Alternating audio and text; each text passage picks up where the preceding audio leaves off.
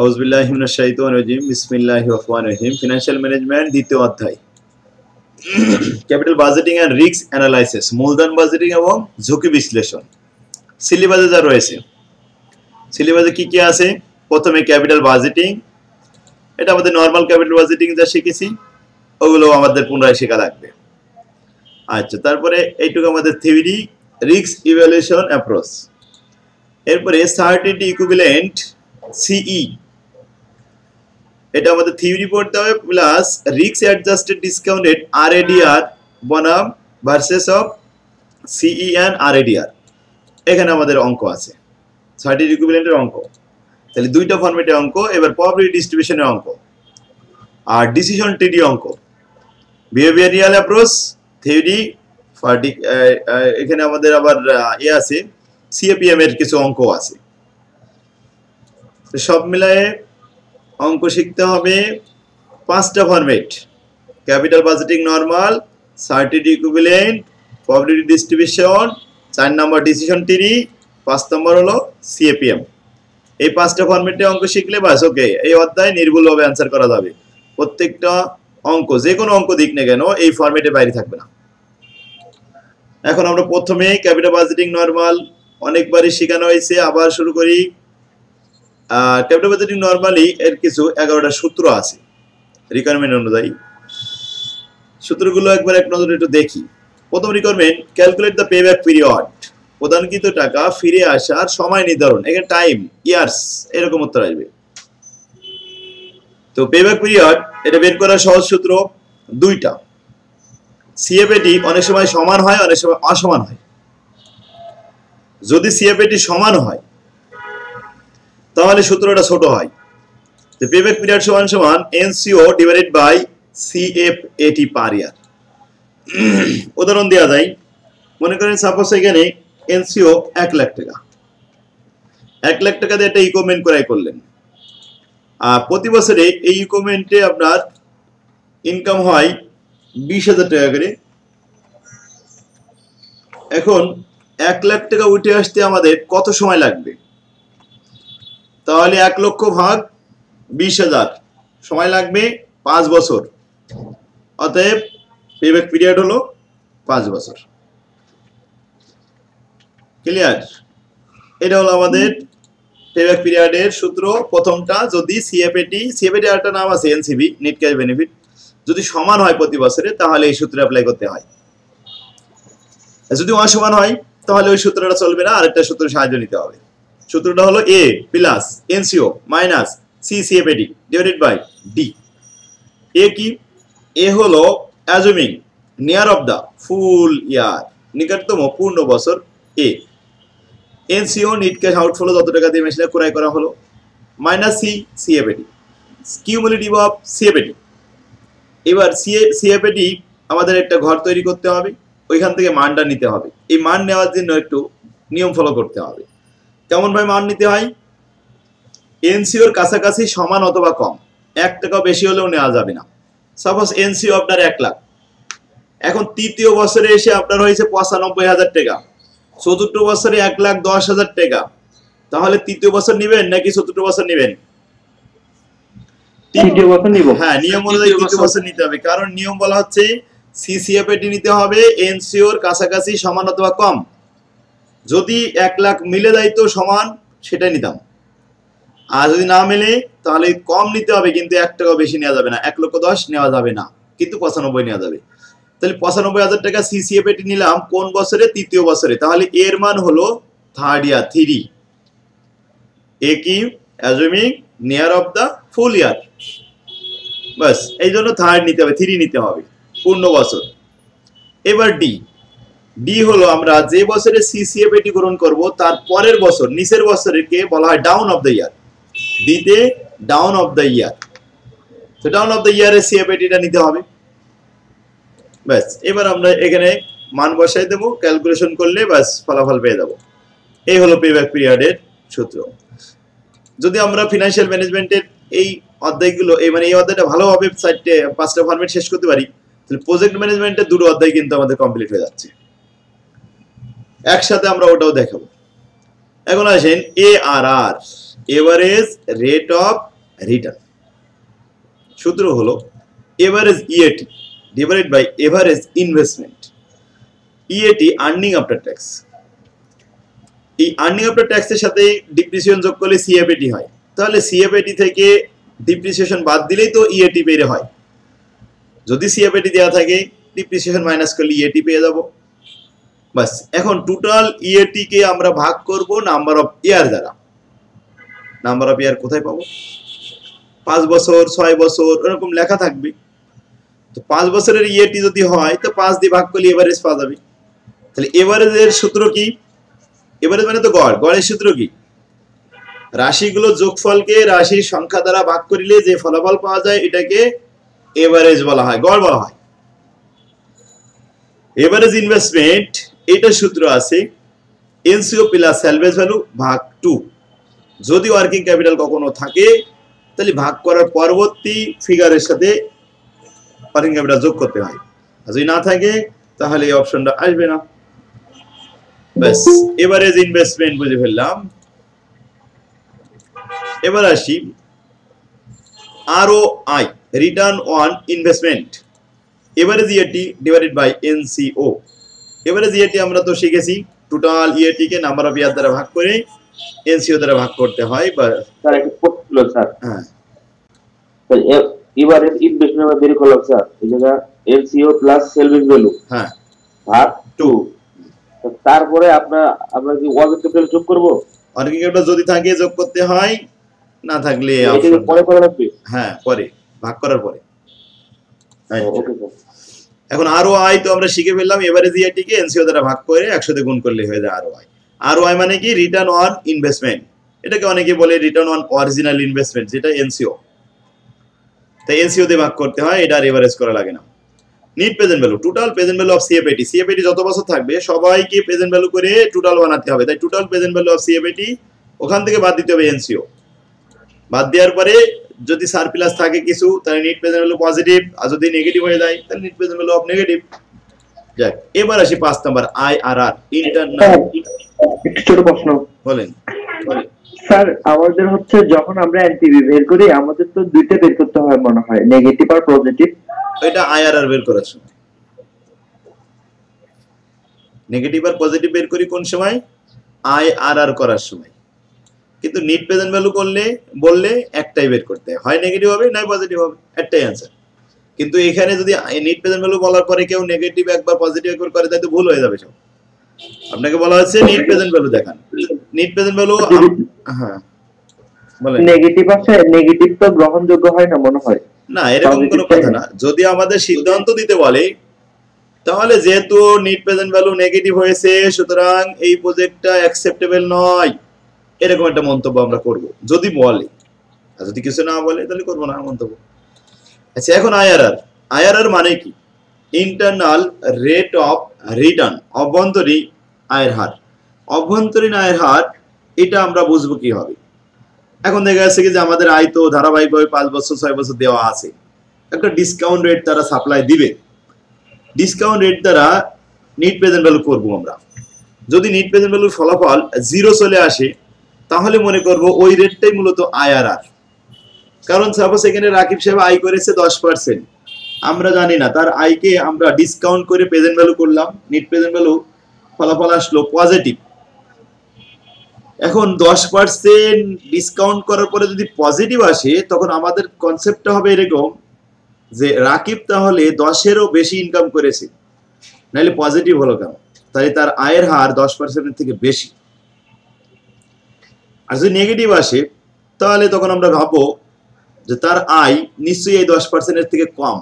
তাহলে আমাদের নেওয়া যে 10% এটাই আমাদের ডিসকাউন্ট করার পরে নিট প্রেজেন্ট ভ্যালু যদি নেগেটিভ আসছে তার মানে আমাদের এই নেওয়া 10% রেটটা একটু বড় হয়ে গেছে। এখন একটু ছোট করে নিলে আমাদের পজিটিভ চলে আসবে অথবা 0 চলে আসবে। তবে যে ডিসকাউন্ট রেট দ্বারা নেট প্রেজেন্ট ভ্যালু করলে নেট প্রেজেন্ট ভ্যালুর ফলাফল 0 আসে ওটাকে আইআরআর বলা হয়, ইন্টারনাল রেট অফ রিটার্ন। যদি একজন ব্যক্তি 11% আয় করে আর আমরা যদি 11% দিয়ে ডিসকাউন্ট করে নেট প্রেজেন্ট ভ্যালু করি তাহলে ফলাফল আসবে 0। আর যখনই 0 আসবে তখনই আমরা ওটা লিখে দেবো, এইটাই মূলত আইআরআর। যাই হোক, এখন আইআরআর করার জন্য আমাদেরকে পজিটিভ নেগেটিভ ধারণা নিতে হবে। এখানে 4টা লেটার আমরা ইউজ করেছি। অনেক সময় আমরা এইচ এবং এল, হায়ার এবং লোয়ার, এইচ এল সংকেত ব্যবহার করা হয়, সেটাও করা যাবে। আর আমি এখানে লিখেছি ABCD 4টা লেটার। 4টা লেটারের ইলিভারেট গুলো বলেছি এইভাবে, এ হলো লোয়ার ডিসকাউন্ট রেট, বি হলো higher discount rate, C net present value of positive figure, আর ডি হলো net present value of negative figure. কি মনে থাকবে? ইনশাআল্লাহ স্যার। আচ্ছা, এরপরে আসি 6 নাম্বার, প্রফিটেবল ইন্ডেক্স, মুনাফা সূচক। টোটাল প্রেজেন্ট এখানে, আচ্ছা আমি একটু টি লিখে দিই তাহলে অনেকে বুঝতে সুবিধা হবে। Total present value divided by NCO into 100। Total present value কোথায় পাবো? 5 বছর 4 বছর এখানে যেটা আছে না, এই টোটাল প্রেজেন্ট ভ্যালু অফ সিএফআইডি, ওইটাই লিখে দেবো, নিট প্রেজেন্ট ভ্যালু লিখবো না। তাহলে প্রফিটেবল ইন্ডেক্স পাওয়া যাবে। এবার যদি এনপিআই নিট প্রফিটেবল ইন্ডেক্স বের করতে চাই, তাহলে net present value divided by NCO into 100। এই এখন নিট প্রেজেন্ট ভ্যালু পাবো কোথায়? টোটাল প্রেজেন্ট ভ্যালু আর নিট প্রেজেন্ট ভ্যালু সব সেম না? না, টোটাল প্রেজেন্ট ভ্যালু হচ্ছে এনসিও বাদ দেওয়ার পূর্বে, আর নিট প্রেজেন্ট ভ্যালু হলো এনসিও বাদ দেওয়ার পরে। ক্লিয়ার? জি স্যার। এরপরে পেব্যাক রেসিপ্রোকাল। পেব্যাক রেসিপ্রোকাল হলো এভারেজ আয়ের হার। এভারেজ সিএফএডি যা হবে তাকে আমরা এভারেজ করে এনসিও দ্বারা ভাগ করে 100 দ্বারা গুণ করব। অতএব অথবা পেব্যাক রেসিপ্রোকালের আরেকটা সূত্র আছে, 1 ডিভাইড বাই পেব্যাক পিরিয়ড। 1 নম্বর রিকোয়ারমেন্ট পেব্যাক পিরিয়ড যেটা বের হবে, সাপোজ পেব্যাক পিরিয়ড হবে বের হলো 5 বছর। 1 তো সূত্রের, 1 কে 5 দ্বারা ভাগ করে 100 দ্বারা গুণ করলে 20%, অতএব অ্যানসার হবে 20%। স্যার দুইটা সূত্র দিয়ে যদি বের করি একই ফলাফল আসবে? হ্যাঁ, একই ফলাফল আসার কথা। অনেক সময় কম বেশি হয়, কারণ এখানে সিএফএডি এর কিছু পয়েন্ট মেন আসে, আর এখানে পেব্যাক পিরিয়ডেরও কিছু পয়েন্ট বাদ পড়ে যায়, সেজন্য কিছু কম বেশি হয়। আচ্ছা, এই প্রশ্ন ছোট। আপনারা আমরা যদি পরীক্ষায় করি, মনে করেন পেব্যাক পিরিয়ডের এখানে মনে করেন নাম্বারটা মানে ইয়ারটা ঠিক আছে 3 বছর হয়েছে, মনে করেন এখানে কি যদি একটু কম বেশ হয় তাহলে কি আমাদের ম্যাথটা কাটা যাবে? এটুক সামান্যর জন্য কাটা দেওয়ার কথা না। আচ্ছা, এখন আসি সিএফএডি যদি দেওয়া না থাকে তাহলে সিএফএডি বের করে নিতে হয়। সিএফএডি বের করার সিস্টেম হলো সিএফবিটি লেখা থাকে, সিএফবিটি থেকে ডিপ্রিসিয়েশন বাদ দিতে হয় সঠিকভাবে ট্যাক্স নির্ণয় করার জন্য। এই ডিপ্রিসিয়েশন বাদ দিলে একে বলা হয় ইবিটি, আর্নিং বিফোর ট্যাক্স। এখান থেকে মাইনাস করতে হবে ট্যাক্স, ট্যাক্স বাদ দিলে হয়ে যাবে আর্নিং আফটার ট্যাক্স। ইএটি, ইএটির সাথে আবার ওই ডিপ্রিসিয়েশন যেটা বাদ দিয়ে রাখছিলাম প্রথমে, ওটা প্লাস করে দেব, দিলে cash flow after tax CFAT, যার নাম হলো এনসিবি। এখানে আলটিমেটলি সিএফবিটি মানে ক্যাশ ফ্লো বিফোর ট্যাক্স, আর সিএফএটি মানে ক্যাশ ফ্লো আফটার ট্যাক্স। তাহলে cash flow after tax before tax, এর মধ্যে বাদ গেল তো শুধু ট্যাক্স। সুতরাং এই ট্যাক্সটা বাদ দেওয়ার জন্য এতগুলো ঝামেলা করা লাগলো কেন? আসলে কিন্তু আমরা এখানে ট্যাক্স বাদ দিছি, আর কিছুই বাদ দিইনি। ডিপ্রিসিয়েশন একবার সরাই রাখছিলাম, আবার যোগ করে নিছি, তার মানে বাদ গেছে এখানে ট্যাক্স। তাহলে ডিপ্রিসিয়েশন বাদ দিলাম কেন আগে, আবার যোগও করলাম কেন আগে, পরে যাই আমরা কেন যোগ করলাম? এই উত্তর হচ্ছে সঠিকভাবে ট্যাক্স নির্ণয় করার উদ্দেশ্যে ডিপ্রিসিয়েশন মাইনাস করে ফেলতে হয়। মাইনাস করে তারপরে যে ফিগার হয় সেই ফিগারের উপরে ট্যাক্স দিতে হয়। ট্যাক্স নিয়ে চলে যাবে সরকার, আবার ডিপ্রিসিয়েশন যোগ করে নিতে হবে। তাহলে কি ট্যাক্স ফাঁকি দিলাম? না, এখানে ট্যাক্স ফাঁকি দেওয়ার কোনো প্রশ্ন না। এখানে মূলত আসলে সঠিকভাবে ট্যাক্স নির্ণয় করার সূত্র এটা। আচ্ছা, এখন আসি এই পরবর্তী ফরম্যাটগুলো অনেক সোজা, অল্প অল্প সূত্র। 1 নম্বর ফরম্যাটের অঙ্ক আমরা শিখে আসি, তাহলে প্রজেক্ট ম্যানেজমেন্টও আমাদের এই সাথে হয়ে যাবে। প্রজেক্ট ম্যানেজমেন্টের 2 নম্বর অধ্যায় আর ফিনান্সিয়ালের এই 1 নম্বর ফরম্যাট পুরোটাই হুবহু সেম। আচ্ছা, এক নজরে আমরা এই ফরম্যাটের সমস্ত অঙ্কগুলো শিখে ফেলবো। প্রথমে ওয়ান প্রজেক্ট, একটা প্রজেক্টের উপরে আমাদের কি কি প্রশ্ন হতে পারে, তো এক নজরে সবকটা রিকোয়ারমেন্ট শেখাচ্ছি। প্রথমে আসুন, প্রশ্নটা বলা আছে a company want to invest in a project, the initially outlay of which is 50,000 টাকা। একটা প্রজেক্ট করা ইনভেস্ট করা হলো 50,000 টাকায়, এটা NCO. The relevant cash flow of the project is given below. 4 years 4 বছরে ইনকাম, সেখান থেকে ইনকাম হয়েছে প্রথম বছরে 20,000, দ্বিতীয় বছরে 15,000, তৃতীয় বছরে 10,000, চতুর্থ বছরে 20,000 টাকা। এই হলো আমাদের ক্যাশ ফ্লো।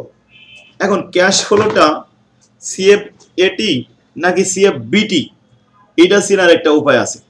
যখন ক্যাশ ফ্লো লেখা থাকে তখন অনেকেই দ্বিধাদ্বন্দ্বে ভোগে যে এটা কি আসলে CFAT না CFBT, কিভাবে বুঝবো? তখন প্রশ্নের এদিক ওদিক খেয়াল করে দেখতে হয় উপরে নিচেই যে কোথাও ট্যাক্স রেট সাপ্লাই দেওয়া হয়েছে কিনা।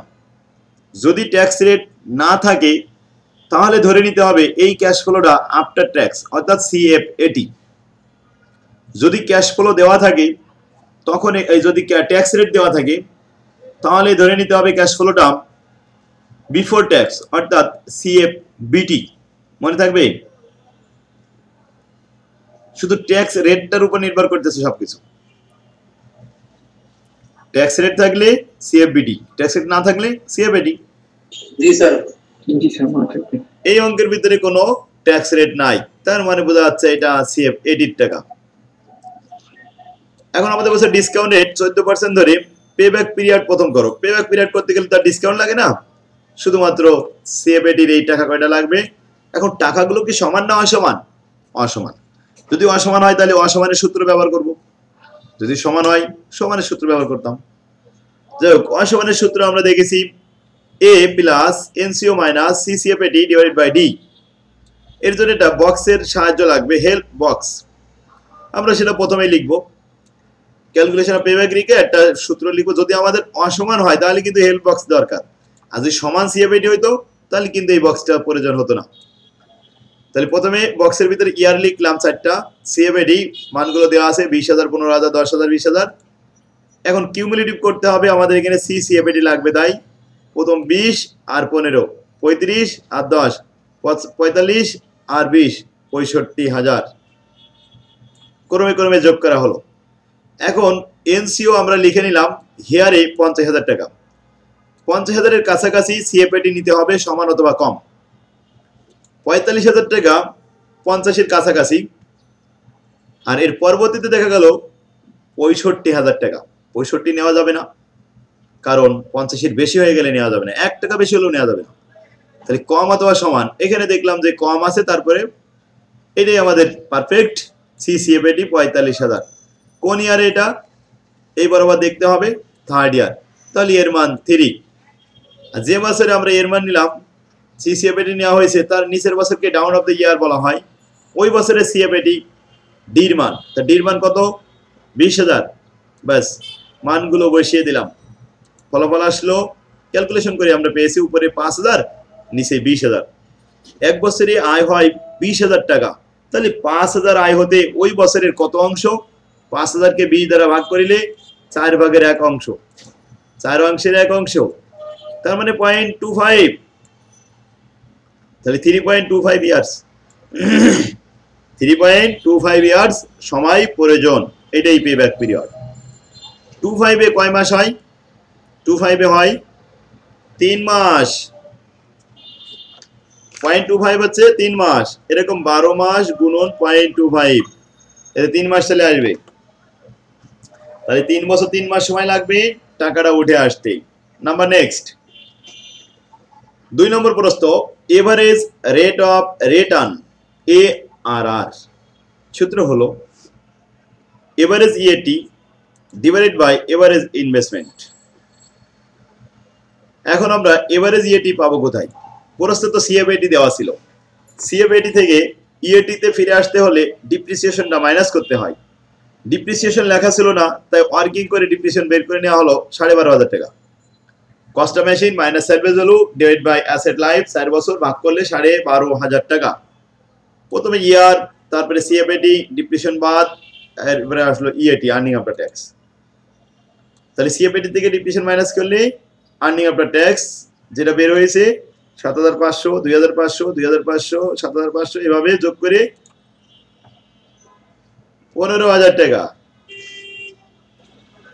এখন এই 15,000 টাকা ভাগ 4 বছর ভাগ করলে এভারেজ 3750 টাকা, আর নিচেই 50,000 যোগ স্যালভেজ ভ্যালু স্যালভেজ হলো নাই বলে 0 ভাগ 2 ইনভেস্টমেন্ট, এভারেজ ইনভেস্টমেন্ট করে ফেললাম, তাতে আসে আমাদের 25,000 টাকা। 3750 কে 25,000 ভাগ করে 100 দ্বারা গুণ করলে 15%। অ্যান্সার শেষ। Next number 3, calculation of return on investment. সূত্র এভারেজ ইএটি।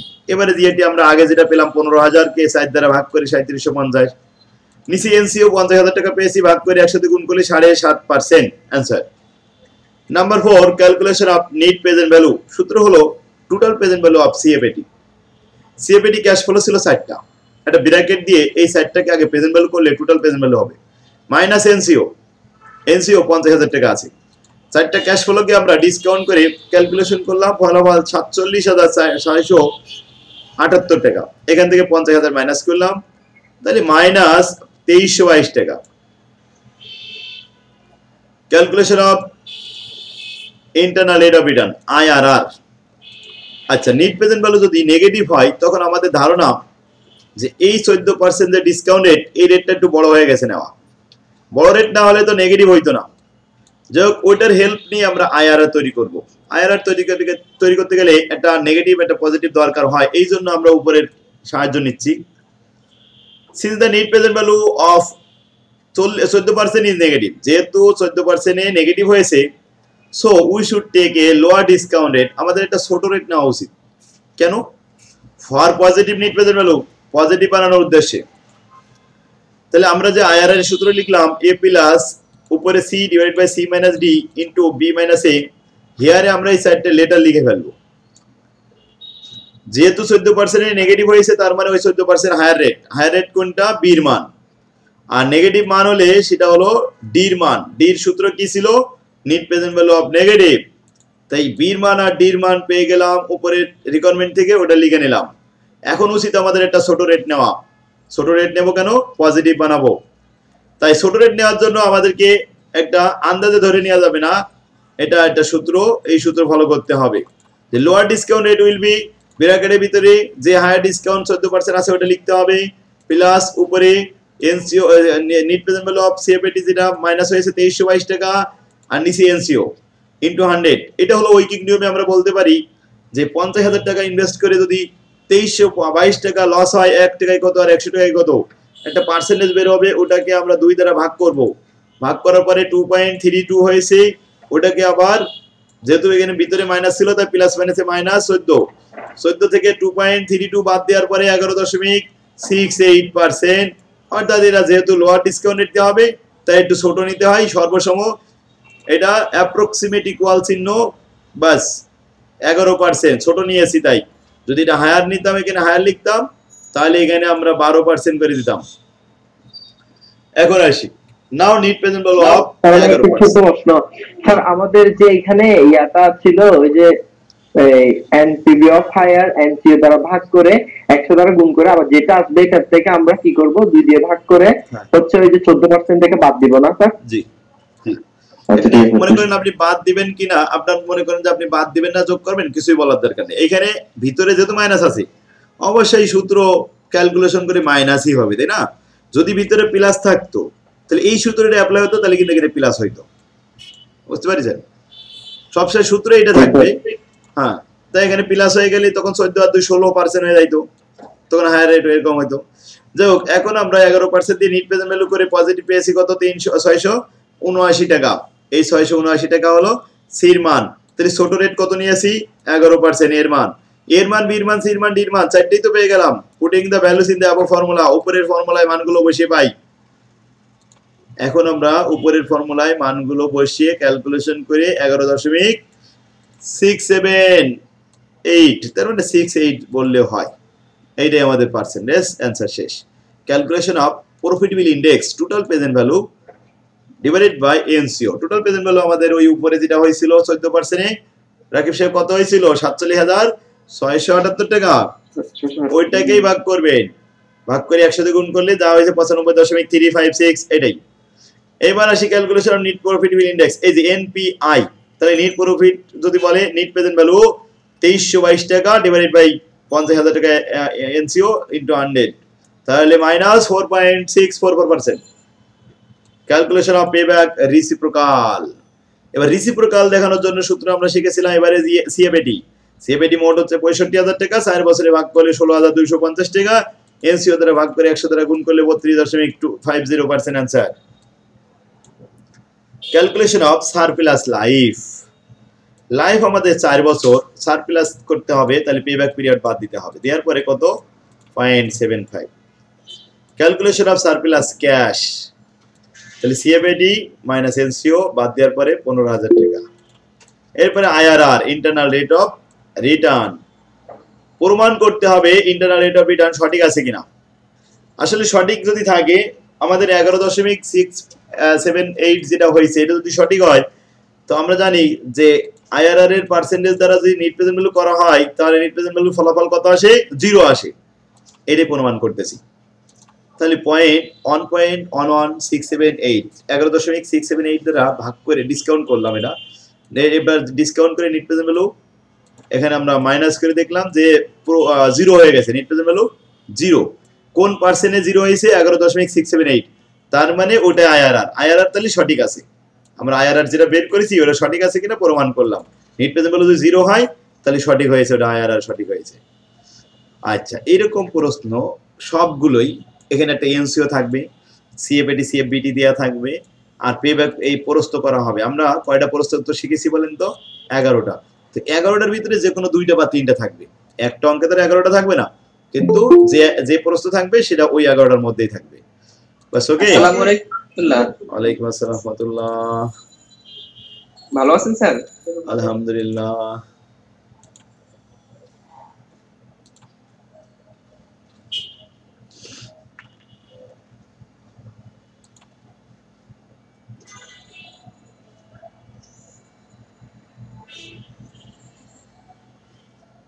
ওই গ্রুপে কেউ নক করে নাই তো,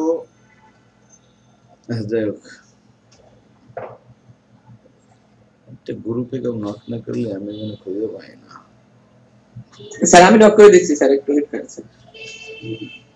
প্রথমে যে আসবেন একটু গ্রুপে লাইক দিয়ে চলে আসবেন।